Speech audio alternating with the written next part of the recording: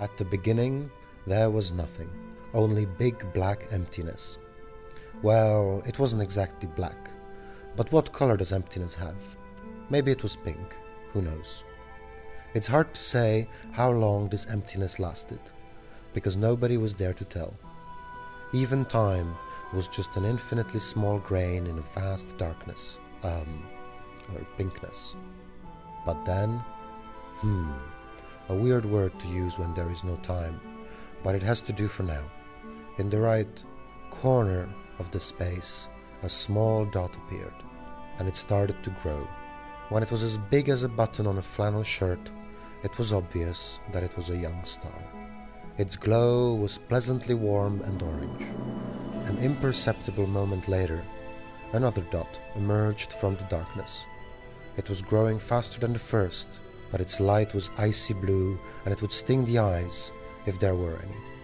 When it reached the size of a coin, there was no doubt it was another star.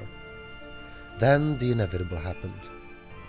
Both stars, drawn to each other by their newly gained gravitational forces, began to move. They would surely collide and vanish in a gigantic explosion, but in the last moment, something strange and unpredictable happened. The orange star saw determination, intelligence, and nobility in Blue's eyes. And Blue, well, he liked the slightly irregular corona around Orange.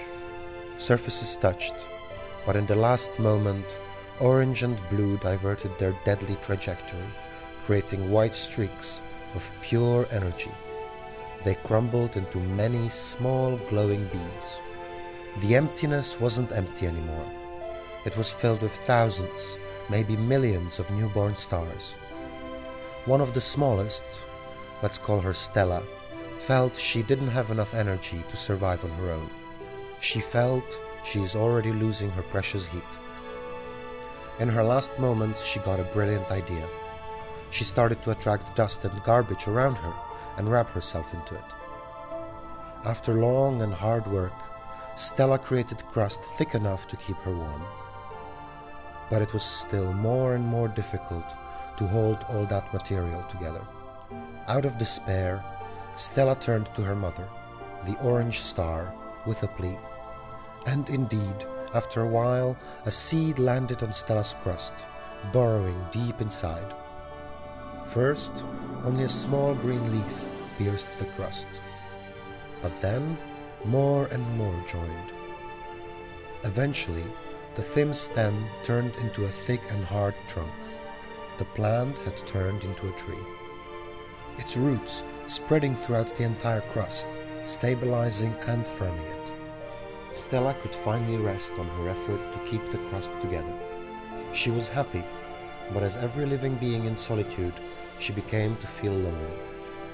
Blue Star saw her loneliness and decided to create 3 tribes to occupy the tree.